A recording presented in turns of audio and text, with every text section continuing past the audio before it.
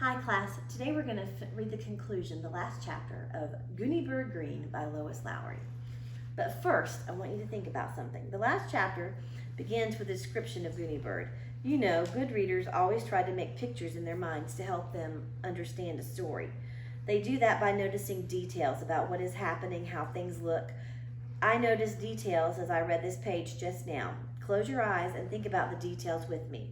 I noticed that Gooney Bird is carrying a purse made of cowhide and that she puts it on the floor under the terrarium. I noticed that she is wearing a jacket made of orange fur and that she puts it on a chair. She is wearing a blue plaid skirt, a white blouse, black tights, and brown shoes with shoelaces. I noticed she has a blue ribbon in her red hair and that her hair is nicely brushed. Are you picturing what everything looked like? This book does have a few illustrations, and this is one of them, so let's compare. Here's the illustration by Mitty Thomas. She drew on the paper of her own mental picture. Let's see. All right. Think about it. The outfit's not right.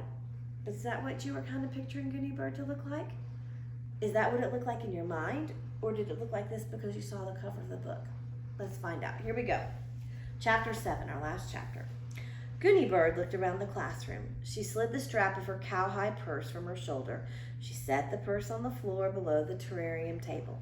With her face scrunched into a quiet, thinking expression, she unbuttoned her orange fur jacket and hung it on the back of her chair by the desk. Then she returned to the front of the room and faced the class. She was wearing a blue plaid skirt, a white blouse, black tights, and brown lace-up shoes.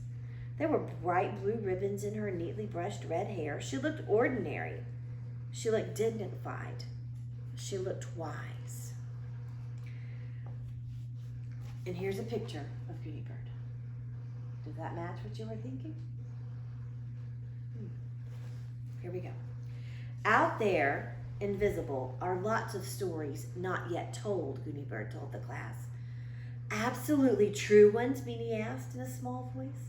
Yes, absolutely true ones. Do you remember that my first story was called How Gooney Bird Got Her Name? Gooney Bird asked. Yes, Beanie replied. Well, another one is called How Beanie Got Her Name.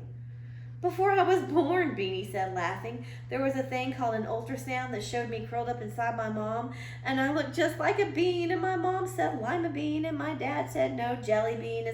That's a fine story beginning, Gooney Bird said. An absolutely true one. You should tell that one on Friday, Beanie. What other invisible stories are out there? Miss Pigeon asked. Do you remember on my second story was about how I came from China on a flying carpet? Oh yes, Miss Pigeon said. I had to look up China in the atlas. Out there, invisible and waiting, Gooney Bird said, is a story called, let me think, she closed her eyes. Is that the title, Let Me Think, Malcolm asked? No, Gooney Bird opened her eyes.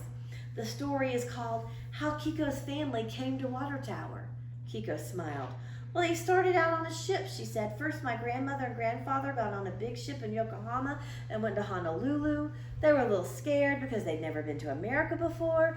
Miss Pigeon, you should get the atlas out. Miss Pigeon smiled. I will, when you tell your story, Kiko. Maybe next Wednesday? Okay, Kiko said. And I'll bring some pictures. And how about if I wear a kimono? That wouldn't be distracting like Whiskers, would it? It would be lovely, Gooney Bird said. And I could maybe carry a fan and a parasol, Gooney Bird said gently. That would be a little like Whiskers, Kiko. Overdoing it, Kiko asked. Overdoing it, Gooney Bird said. What about me? Asked Barry. Do I have a story? Of course you do, Gooney Bird told him. You have stories called How Barry Got His Name and How Barry's Family Came to Water Tower and lots of others. Barry grinned. Which one should I tell? He asked. Do you remember how my third story was about my diamond earrings? Barry nodded. My suggestion is that when it's your turn, Barry, you should tell an absolutely true story called When Barry Spent Every Penny He Had on Something He Wanted Really Badly. The class waited and watched Barry Tuckerman as he squinched up his face thinking. Then he grinned. Okay, he said, I'll tell it, but it's really, really gross. Oh no, said Kiko, I hate gross. You can cover your ears for Barry's story, Gooney Bird told her. Wear earmuffs that day. Green ones would go nicely with your red sweater, I think. Who else? What else? The class asked. My fourth story was called How Gooney Bird Directed an Orchestra. Miss Pigeon suggested, maybe we could skip that one, Gooney Bird. I know no one in the class has ever led an orchestra. Class, Gooney Bird asked, has anyone ever been late to school because something quite unusual happened? Almost every hand went up. Malcolm, Gooney Bird said, maybe that story could be your assignment. It could be called Why Malcolm Was Late to School. It would be about the last time I was asleep under my bed and my mother couldn't find me in the morning, Malcolm said, or the time that I dropped my toothbrush in the toilet and when I tried to get it back, oh no, Kiko cried and covered her ears. Don't tell it now and give it away, Malcolm, Gooney Bird said. You work on your story and make it very suspenseful by adding a suddenly in the middle. Gooney Bird looked around the classroom. All the second graders had taken out paper and pencils. They were all writing ideas down for their stories. And remember my last story about Catman, she reminded them? Has everyone here ever lost a beloved pet? Almost every hand went up again, even Miss Pigeon's. Could that be my story, Gooney Bird? Miss Pigeon said. I had a parakeet named Brucey, and somehow the door to his cage was left open. Next Tuesday, Gooney Bird said. How I Lost Brucey. And found him again, Miss Pigeon said with a happy smile.